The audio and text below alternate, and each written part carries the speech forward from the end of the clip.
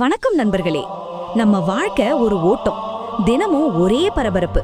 காலையில எந்திரிச்சதுல இருந்து நைட்டு தூங்க போற வரைக்கும் ஏதோ ஒண்ணுக்காக ஓடிக்கிட்டே இருக்கோம். பணம், பதவி, பேரு, புகழ்னு. இந்த ஓட்டத்துல நாம எதுக்கு ஓடுறோன்னு நமக்கே சில சமயம் மறந்து போயிடுது.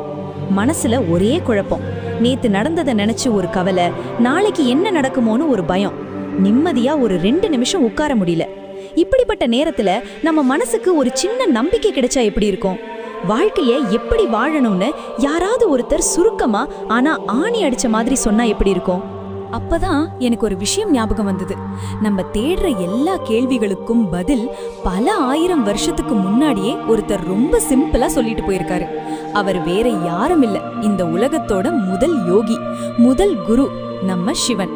அவர் சொன்ன விஷயங்களை நாம ஏதோ சாமி கதைன்னு ஒதுக்கிட முடியாது.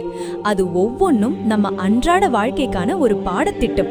வாங்க, சிவன் எப்படி வாழணும்னு சொன்னார்னு கொஞ்சம் சுவாரஸ்யமா பார்ப்போம். முதல் விஷயம், எதை விதைக்கிறியோ அதான் முளைக்கும். இது நமக்கு தெரிஞ்ச விஷயம்தான், ஆனா நம்ம அடிக்கடி மறக்கிற விஷயம். இன்னைக்கு நாம அனுபவிக்கிற நல்லதுக்கோ கெட்டதுக்கோ காரணம் வேற யாருமே இல்லை, நாம தான். நீங்க ஒரு மாமரத்து விதைய நட்டு வச்சுட்டு அதுல இருந்து வேப்பங்கா வரணும்னு எதிர்பார்த்தா எப்படி? நீங்க ஒருத்தருக்கு நல்லது செஞ்சீங்கன்னா அது உங்களை அறியாமலேயே இன்னொரு வழியில உங்களுக்கு திரும்ப வந்து சேரும்.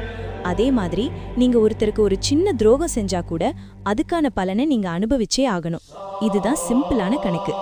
அதனால அடுத்தவங்களை குறை சொல்றத நிறுத்திட்டு நம்ம செயல்கள்ல கவனம் வச்சா போதும், வாழ்க்கை தானா மாறும். 2வது விஷயம், எதுவும் உன்னுடையது இல்லை. இந்த வரியை கேட்டதும் பல பேருக்கு மனசு கஷ்டமா இருந்துச்சு.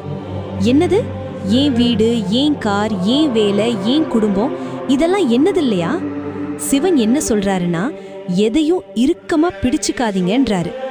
நம்ம கையில ஆத்து மணலை அள்ளி வச்சுக்கோங்க.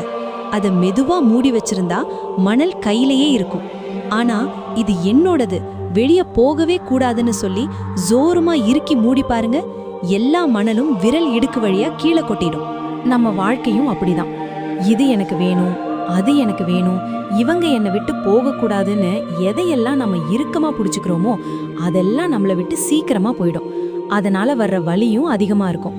எது வந்தாலும் ஏத்துக்கோங்க, எது போனாலும் அது நம்மளோடது இல்லைன்னு நினைச்சுக்கோங்க. மனசு பாரம் இல்லாம லேசா இருக்கும். 3வது ரொம்ப முக்கியமான விஷயம், அழிக்காம ஆக்க முடியாது.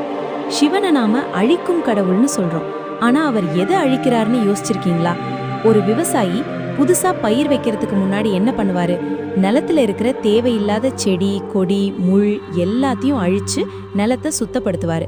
அப்போதான் நல்ல விளைச்சல் கிடைக்கும். அதே மாதிரிதான் சிவனும்.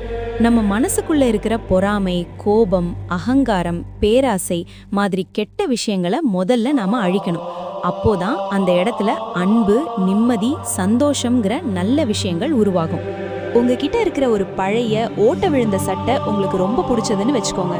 அதையே போட்டுட்டு இருந்தா புது சட்டை போட முடியுமா? முதல்ல பழையதை தூக்கி எறியணும்.